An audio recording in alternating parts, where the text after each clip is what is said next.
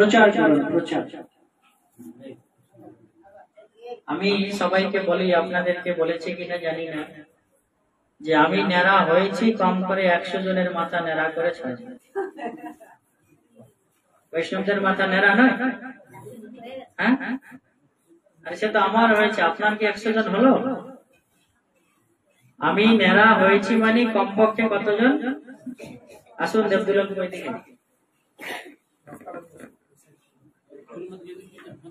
দিকে, চলে আসুন। মানে ব্যাপারটা বোঝা গেল? অর্থাৎ আমি হরে কৃষ্ণ আন্দোলনে যুক্ত হয়েছি, আমি ইস্কনের ছত্রছায়ায় এসেছি, কমপক্ষে আমি 100 জন লোককে ছাতার নিচে নিয়ে আসি। বলো মানে সে প্রচারের কোনো ইচ্ছাই নেই আমার মনে হয়। হ্যাঁ, ব্যাপারটা বোঝা গেল? আমি হরিনাম করছি, এই হরিনাম আরো অন্যান্য লোককে বিতরণ করতে হবে, না শুধু নিজেই করবে।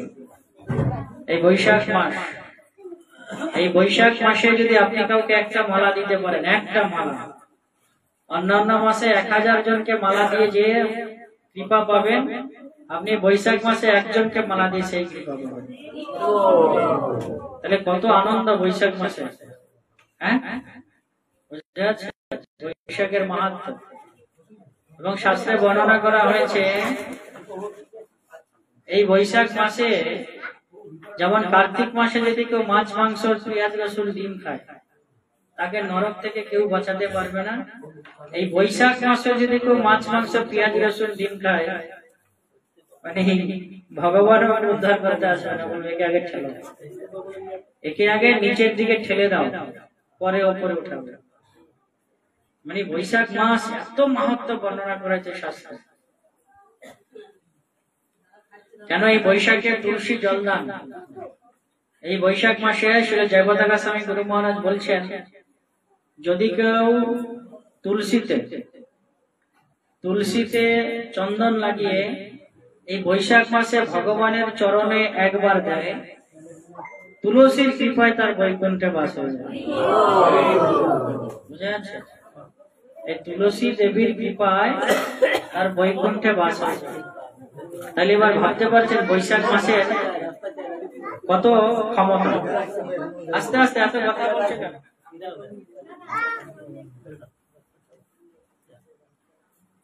ওই তোমরা কি কাটছো কেন? ওইটা নিয়ে ওই ঘরে চলে যাও, একবার তো প্রভুর ঘরে যাও। ব্যাপারটা বোঝা যাচ্ছে? মানে বৈশাখ মাসে কত মাহাত্ম্য এবার বুঝতে পারছেন?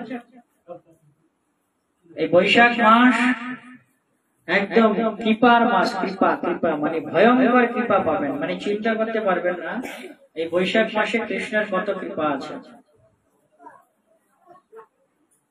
বুঝতে পেরেছেন তো? তো সেই জন্য বৈষ্ণবেরা কি করেন, এই বৈশাখ মাস 1 মাস ব্যাপী তারা ভগবানের নাম গুণ কীর্তনে থাকেন 1 মাস। এবং বলা হয়েছে বৈশাখ মাসে যদি বিভিন্ন ধামে ভ্রমণ করা হয়, কিংবা যদি কোনো পবিত্র নদী, বলা হয়েছে গঙ্গা নদী থেকেও স্নান করা হয়। বুঝতে পেরেছেন? গঙ্গা নদী, এই গঙ্গা নদীতে স্নান করা হয়, তিনি একদম মৃত্যুর পরে বৈকুণ্ঠ প্রাপ্তি হবে। এটা প্রশ্ন আসবে, গঙ্গা কোথায় পাবো? সেই গঙ্গা হয় নবদ্বীপ, নইলে কলকাতা, নইলে ত্রিবেণী। আর লোক ত্রিবেণীর কথা শুনলেই মাথা খারাপ হয়ে যায়। ত্রিবেণী মানে কি? কেউ মরবে, অস্থি নিয়ে যাবে, ওইটা হচ্ছে ত্রিবেণী। নাম শুনলেই লোকে কাঁপে, বলে বহু ত্রিবেণীর নাম নেবেন না। কেন? বলছে ওইখানে যে নইলে কেউ নাম বললে যে যাওয়া হয় না।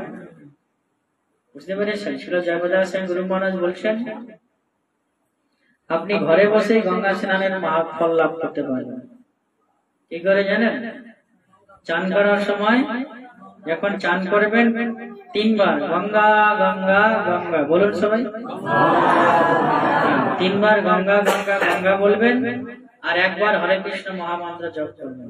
হরে কৃষ্ণ কৃষ্ণ কৃষ্ণ হরে হরে, হরে রাম রাম রাম হরে হরে। তাহলে আপনি গঙ্গা স্নানের ফল লাভ করবেন। এটা তো করা যাবে। যদি বাথরুমে চান করেন গঙ্গা গঙ্গা বলুন, মানে গঙ্গা নামটাই এত পবিত্র, নাম নিলেও লোক উদ্ধার হয়ে যাবে। তো সেই জন্য আরো বর্ণনা করা হয়েছে, আরো শুনবেন। বলছেন এই বৈশাখ মাসে যদি কেউ দান ধান করেন, এই ভাবে যে প্রভু এই দানে ঢুকে গেল, এই ধানে ঢুকলো মানে এখন আবার পয়সা চাইবে। বলছেন যদি বৈশাখ মাসে কেউ কোনো দান ধান করেন কিংবা পুণ্য কর্ম করেন, হয় না লোকে বৈশাখ মাসে দেখবেন লোকে কাপড় জামা দান করে, ছোট ছোট মানে পাতলা পাতলা কাপড় জামা দান করেন।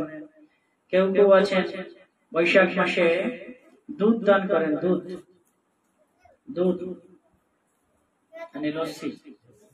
হ্যাঁ, কাল একজন বলছিল তুমি লস্যি খাবেন নাকি, না বলে দিলাম। দানটা গ্রহণ করলে ভালো হতো নাকি?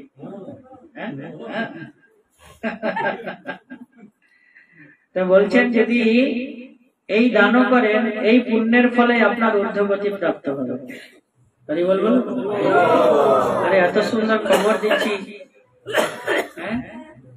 সেই জন্য এই বৈশাখ মাস না, এই আপনি যত সেবা করবেন, ভগবত ভক্তির ক্ষেত্রে আপনি যত সেবা করবেন, ততই আপনার মঙ্গল। বুঝলেন? এই যে বৈশাখ মাস মানে এর অতুলনীয়, অতুলনীয় মানে এর বলে শেষ করা যাবে না। বৈশাখ মাসে আপনারা গুরুমজ একটা লেকচার শুনছিলেন, মনে হয় জানি কিনা, যে একজন পাপী মানে একজন খারাপ লোক, সে জীবনে কোনোদিন কোনো ভালো লোক মানে মানুষের ভালো কোনো কার্য করে না, কোনো কাজ করে না, কোনো সেবাও করে না। তো একবার কি হয়েছে, আর যেহেতু লোক ওর কাছে যেত না, একজন সাধু সে রাস্তায় হেঁটে যাচ্ছে আর হঠাৎ বৃষ্টি নেমে গেছে। আর ওই কি করেছে, ওই ঘরের যে চাল আছে না, ওই চালের ছাউনির নিচে দাঁড়িয়েছে, মানে কোন দিক তো বেরিয়ে থাকে না সামনের দিকে। তো ওই লোকটা বলছেন শুধু আপনি এখানে কেন দাঁড়িয়ে আছেন, আমার ঘরে এসে বসুন। বোঝা গেল? এইটুকু করেছে শুধুমাত্র, যে আপনি আমার ঘরে এসে বসুন। সেটা ছিল বৈশাখ মাস। আর তখন সেই ব্যক্তি যখন মারা গেছে, যমরাজ নিয়ে গেছে, একদম ডান্ডা মারছে আচ্ছা করে, মানে ভয়ঙ্কর মারপিট করছে, দিয়ে বলছে যে কোনো তো সেবার সুযোগ নেই, কিছু নেই। তো দেখা গেছে যে কেবলমাত্র একদিন একজন সাধু ব্যক্তিকে একটু বসতে জায়গা দিয়েছিল। বোঝা গেল? বৈশাখ মাসে বসার জায়গা দিয়েছিল, তার ফলে তার বৈকুণ্ঠ প্রাপ্তি হয়ে গেছিল। বুঝা যাচ্ছে? মানে বৈশাখ মাসের মাহাত্ম্য দেখুন, বুঝতে পেরেছেন? সেই জন্য সবার কাছে বিশেষ নিবেদন, আত্মীয় স্বজন পরিজন। হ্যাঁ, এই আমি পরশু বাজার গিয়েছিলাম, একটা লোক আর একটা লোককে বলছে এই মাছটা নিয়ে যাই, পাতলা ঝোল করে খাবো, গরমকাল না। বাজারে বলছে পাতলা করে ঝোল করে খাবো। তাই মনে মনে ভাবছি, এই যে ঝোল যে খাবি না, আর জম যখন ঠান্ডা মারবে না, এই ঝোলের কথা যখন ভুলে যাবে, যে অম্বল হলে আরো ভালো হবে। অম্বল মানে টক। বৈশাখ মাস, বোঝা যাচ্ছে? সেই জন্য খুব সাবধান। এমনিতেই তো এগুলো খাওয়া উচিত নয়, তারপরেও যদি এই ভগবত ভক্তি অবলম্বন করে সঠিকভাবে যদি জীবন পরিচালিত না করা হয়, দুঃখের শেষ নেই। ভক্তিবিনোদ ঠাকুর বলছেন না, এ ভব সাগরে পড়িয়া মানব না পায় দুঃখের শেষ। এই ভবসাগরে পড়ে গেছি, এখানে সুখ আছে না দুঃখ আছে? একটা বুকে হাত দিয়ে বলুন আমি খুব সুখী আছি। আমিও দুঃখী আছি, টাকা নেই, পয়সা নেই, কাজ করতে পারছি না, দুঃখ আছে? সুখ আছে? সুখী দুঃখী সত্যি? হ্যাঁ, বোঝা যাচ্ছে না এখন সুখ না দুঃখ। এই জগতে কেউ আমরা সুখী নই। কি করে নই? এই যে বসে আছে, গরম লাগছে না, সুখ না দুঃখ?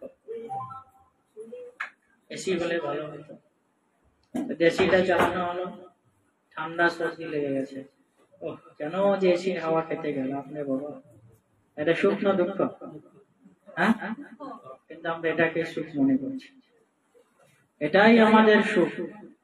বাড়িটা একটু ভালো হলে ভালো হতো, সংসারটা যদি ছেলেটা ভালো ছিল, বরটা যদি ভালো হতো, কিন্তু সুখ নেই। ভক্তিবিনোদ ঠাকুর বলছেন এই সুখ আপনি কোথায় পাবেন? সুখ পাবেন কোথায়? বলছেন হ্যাঁ সুখ পাবেন, আপনার জীবনের দুঃখ চলে যাবে। বলছেন সাধু সঙ্গে বসে হরি ভজে যদি, তবে হয় দুঃখ লেশ। বলছেন সাধু সঙ্গে বসে যদি আপনি হরি ভজন করেন, তবেই আপনার জীবনের দুঃখ চলে যাবে। দেখুন দেখুন, কোন তার মানে এটা নয় বৈষ্ণবেরা দুঃখে থাকবে না, বৈষ্ণবদের জীবনে কোনো ঝড় বিপদ কিচ্ছু আসবে না। হ্যাঁ, বৈষ্ণবের জীবনে ঝড় বিপদ আরো বেশি আসবে, কিন্তু বৈষ্ণব প্রকাশ করবে না, সেটা কৃপা বলে গ্রহণ করবেন, যেটা হয়েছে ভগবানের কৃপা। বুঝে গেল? দুঃখ এলো কার কৃপা? হ্যাঁ, এটা একজন প্রভু বলছিলেন যে সুখের জন্য মানুষ মানে মানে কোথায় সুখ আছে শুধু খুঁজে বেড়াচ্ছে সুখ। আমাদের জীবনে আমরা কি কেউ দুঃখ চাই? সুখ তো সবাই চাই। সুখের পিছনে ছুটছি, সুখ পাচ্ছি না, এক সময় ঠকে যাচ্ছে। তো উনি বলছেন যদি আপনার জীবনে দুঃখ হামেশা চলে আসে, দুঃখকে তো আপনি ডাকেন না, ডাকেন দুঃখ আমার জীবনে আসো, দুঃখ আমার জীবনে আসে কেউ বলি? তাহলে দুঃখ কি করে আসে? আপনা থেকেই আসে না কেউ দিয়ে যায় যে আমার দুঃখটা বেশি হয়ে গেল, তুই একটু নিয়ে নে ভাই। সে আর দাঁড়া, কথা বলছিস কেন? ওই বোঝা গেল? তাহলে দুঃখটা আপনা থেকেই আসে, কেউ চাই না, না চেয়ে নাই, আপনা থেকে আসে। উনি বলছে যদি দুঃখটা তোমার জীবনে আপনা থেকে আসে, তাহলে সুখের পিছনে কেন তুমি ছুটে বেড়াচ্ছ? ওটাও তো আপনা থেকেই আসে। যদি দুঃখটা আমার জীবনে আপনা থেকে আসে, ওই যে কল্যাণী বলছেন শরীর খারাপ, পারছি না, তাহলে সুখটা কি আর কি করে আসবে? সুখ খেলে সুখ এসে যাবে না, সুখটাও আপনার জীবনে আপনা থেকেই আসবে। ওটা আপনি চেয়ে ধরে বুঝে রাখতে পারবেন না, কেননা ভগবান এই জগতে সুখ দেয়নি, আনন্দ দেয়নি। ভগবান আনন্দ দিয়েছেন কোথায়? ভগবান বলছেন আমার চরণে প্রপত্তি স্বীকার করলে, আমার ভক্ত হলে, তবে তুমি আনন্দ পাবে। কেন? আনন্দের আধার হচ্ছে আমি। আনন্দ ঘনকে কৃষ্ণ, আনন্দ রস সিন্ধু কে? কে বলুন? জোরে বলুন। তাহলে যার কাছে সমস্ত আনন্দের উৎস মানে ফ্যাক্টরি, এটা গুরু মহারাজ খুব সুন্দর বলতেন, সোনার দোকানে গেছো কি পাবে? রূপার দোকানে, গ্রোসারি দোকানে, আর যদি কসমেটিক্স দোকানে যাও যেখানে ভুরু প্লাগ হয়, ওখানে কি পাবে? কি পাবে? মানে ওই ভুরু শুরু করতে গেলে যা দরকার সেটাই পাবে। তা গুরু মহারাজ বলছেন তুমি এসেছো দুঃখের দোকানে। কোন দোকানে? তাহলে এই দোকানে তুমি কি পাবে? দুঃখই পাই না, আলাদা কিছু? বুঝতে পারছিস? তুই বুঝতে পারছিস? সোনার দোকানে কি পাবি? হীরার দোকানে, আর গ্রোসারি দোকানে, আর লিপস্টিক দোকানে গেলে, আর দুঃখের দোকানে গেলে, দুঃখের দোকানে ঢুকেছিস, এখন কি পাবি সেখানে? হ্যাঁ বলুন আপনারা, সুখ পাবেন। ভগবান সেটাই বলছেন, মামু পত্যা দুঃখেন্দ্র দুঃখালয় আমার শাশ্বত। এই জগৎটা দুঃখের কারখানা, আর এইখানে আমরা এত মূর্খের মতো হয়ে আছি, এখানে আমরা সুখ খুঁজে বেড়াচ্ছি, শুধু সুখ। এটা হলে ভালো হতো, ওইটা হলে ভালো হতো, এর কাছে থাকলে জীবনটা সুখী হতো। এর মাথায় যে একদিন বলছে আমাকে, জীবনটা বরবাদ হয়ে গেল প্রভু, কেন? এমন স্বামীর পাল্লায় পড়েছি, অন্য যদি একটা বোকা মানে সে যদি খ্যাপা স্বামী হতো তাও আমি সুখী হতাম। মানে বিশাল ব্যাপার, বুঝে গেল? খারাপ লাগছে শুনতে না? কিচ্ছু করার নেই, কিচ্ছু করার নেই, কি করবো? এসেছেন দুঃখের দোকানে, দুঃখ তো আপনাকে পেতেই হবে। কষ্টের জায়গায় আপনাকে কষ্ট স্বীকার করতে হবে। এই পরশুদিন আমি 44 ডিগ্রি টেম্পারেচার পোস্ট করেছি, একজনে লিখেছে অভ্যাসের দাস। আর সত্যি দেখলাম তো সেই অভ্যাসেরই দাস। যেমন কর্ম তেমন ফল, স্বীকার করো কমল নাই, উপায় নেই, উপায় নেই। মাথার উপরে অ্যাডভেস্টার, কারো বাড়িতে বোধ অ্যাডভেস্টারের চাল নেই, শুধু আমারই আছে। এখন উপায় কি? আমার তো ঘর নেই, পাকা ছাদ নেই, কোথায় যাই? ওখানেই বসে, সকালে বসে রাত সন্ধ্যাবেলায় মুড়ি খেয়ে শুয়ে পড়ি। আর বাড়ি নেই, মাথা মনে হয় হ্যাং হয়ে যায়, উপায় কিছু নেই। তাহলে এখান থেকে আমাকেও শিখতে হবে, এই যে জগৎটা এটা দুঃখের জায়গা। তো আনন্দ কোথায়? আনন্দ কোথায়? আনন্দ হচ্ছে কৃষ্ণের কাছে, আনন্দ ভগবানের কাছে।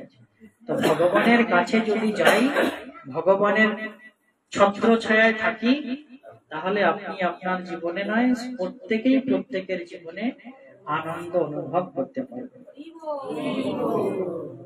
এই আনন্দটাই মহাপ্রভু দিতে চেয়েছেন, যে ভাই সকল তোমরা কেবলমাত্র হরিনামকে গ্রহণ করো, কেননা হরিনামেই হচ্ছে আনন্দ। ভক্তিবিনোদ ঠাকুর গাইছেন না, যতজ্ঞ পুরাণ প্রমাণ দেখো না, নামের সমান নাই, নামে রতি হলে প্রেমের উদয়, প্রেমেতেই হরি কৃপা।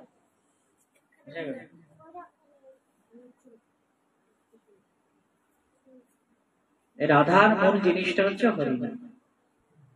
নামের সমান নাই, নাম মানে কি? ভগবানের নাম। আর কি বলছেন?